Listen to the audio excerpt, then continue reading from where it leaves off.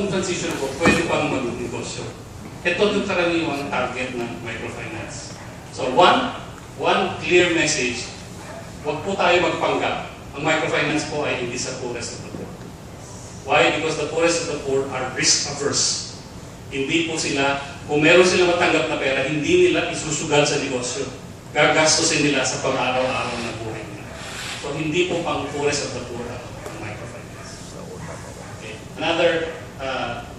Another picture of our economy. Ang lahat po ng negosyo sa ating bansa, 99.6% ay SME. Only 4% ang malalaking kumpanya. Ngayon, alam po ba dito kung ilan dyan ang micro? Ilang porsyento po ang micro dyan? Alam po ba ninyo? Ilang percent ang micro dito sa SME? Kasama, nilata kasi nila dyan yung micro eh. Alam po ba ninyo ilang percent? 92%. 92%. Ibig sabihin, 92% ng negosyo sa ating bansa ay micro na mahihina, maliit ang kinikita. Kaya po napaka-unstable ng ating ekonomiya. Tapos, itong SME, 70% ang pinoprovide niya na employment. Pero, ang dinadagdag lang niya ang contribution niya sa ekonomiya ay 32%. Yung pong 4.4%, 68% ang contribution niya sa ekonomiya. So, talagang hindi po pantay. Napakalaki ng impluwensya at control nitong mga dambuhalang kumpanya sa ating ekonomiya. Itong mga maliliit, itong napakarami ng maliliit, napakaliit na contribution sa ating ekonomiya. So you see the imbalance. Okay. Another picture. Ito naman po yung financial structure ng ating bansa. Nandito po ang pera ng ating bayan. 40% are in banks and 60% are in what they call non-bank financial institutions. Tawag po dyan mga quasi-banking, mga investment houses, etc. 60% po yun. Mas malaki ang pera doon kaysa doon sa mga bangko. Bakit ko pinapakita sa inyo ito?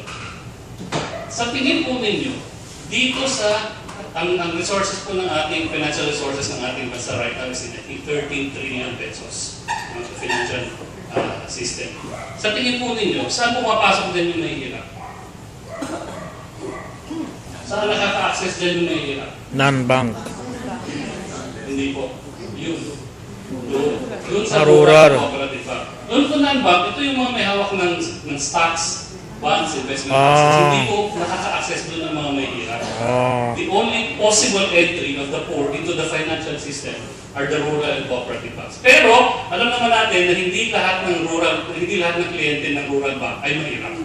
Mas kukunti, mas marami yung hindi mahirap sa kliyente nila. Now, what's the message? Of the entire financial system in the country, the poor only has access to about less than 10% of the financial system. Diba? So, they are not in the economy, they are not in the financial system. Yun po ang kalawan ng kahirapan sa ating bansa. That explains to a great extent why poverty is persistent. Unless we're able to cure that, hindi po natin mababago ang sitwasyon sa ating bansa. Yun po yung tinatawag na structural problem of poverty.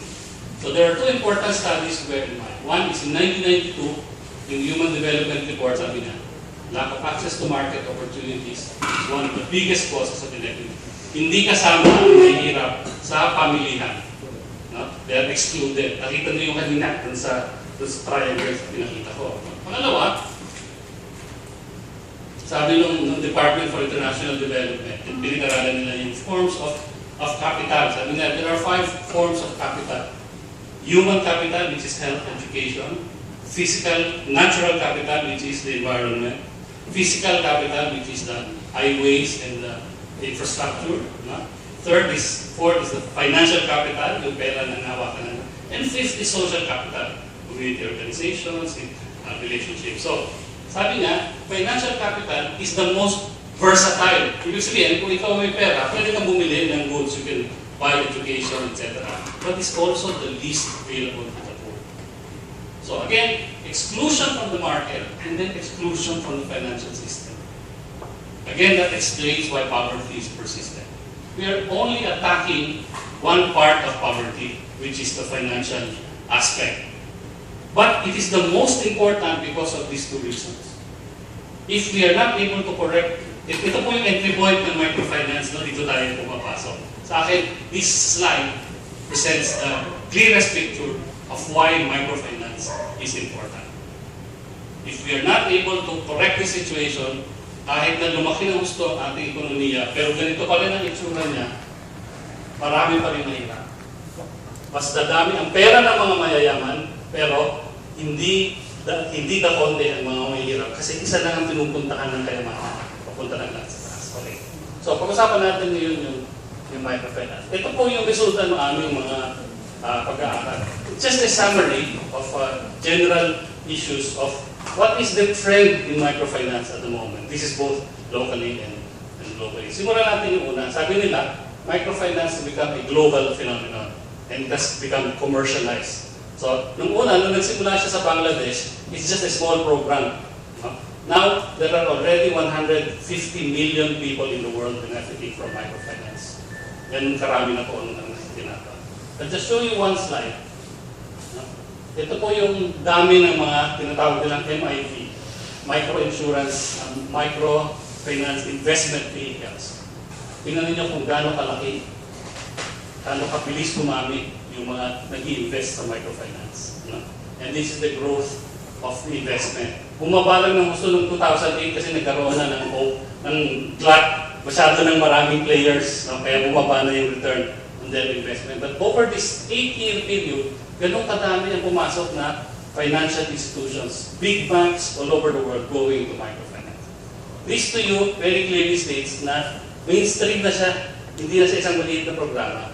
It's already a commercial phenomenon. And it's already touching a lot of lives. And there are already a lot of people making money from it. Itong mga ito, they're not into microfinance because they have faith in the poor. They don't care. No? They're there because it's making money. And that's what's pushing microfinance to become commercial. So yung pinag-usapan natin kanina, tinan mo to, ang laki-laki ang ganda ng balance sheet, ang ganda-ganda ng niya, ang very healthy yung organization niya. Lahat ng mga bangko pipila para pautangin siya ng pera, kahit hindi na kailangan.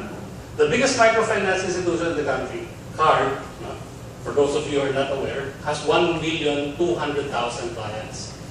A net asset of 9 billion pesos. A total asset of 9 billion pesos. So, yun ang pinakamalaki sa kasalukuyan. Diba? At pumipila yung mga bangko para pautangin sila. Those banks who are lining up to lend the money don't care whether they're lending to the poorest of the poor, whether those people's lives are improving. They only care that they're paying. And CARD has already proven that it can collect 99% ang kanilang collection efficiency. So the banks will keep on investing to them. Okay. So, these are just some numbers that I'll share with you about microfinance in the Philippines. Incidentally, CARD is the favorite microfinance institution of other choice. So, I'll just highlight a few of the numbers. Ito, favorite nyo kanina, 24 to 36%. Pero ito na daw po ang dami ng mga microfinance clients sa Philippines. Between 5 to 7 million. So, ang mga MFIs po na malalaki, tinanong namin, hindi sila naniniwala doon sa 7. They think it's more like 5. But 5 is 5 million individuals representing 5 million families. If you look at the statistics in our country, the number of poor families is already 5 million. So, theoretically, we are already reaching the poor with microfinance. But I will show you later on if that's true or not. 12 billion in current portfolio. Ito po is 2 years ago. At hindi daw po accurate itong figure nito. But there's now about 12 billion pesos in investments in microfinance. So malaki na po siya. Hindi na po siya maliit na bagay dito sa Pilipinas. Okay.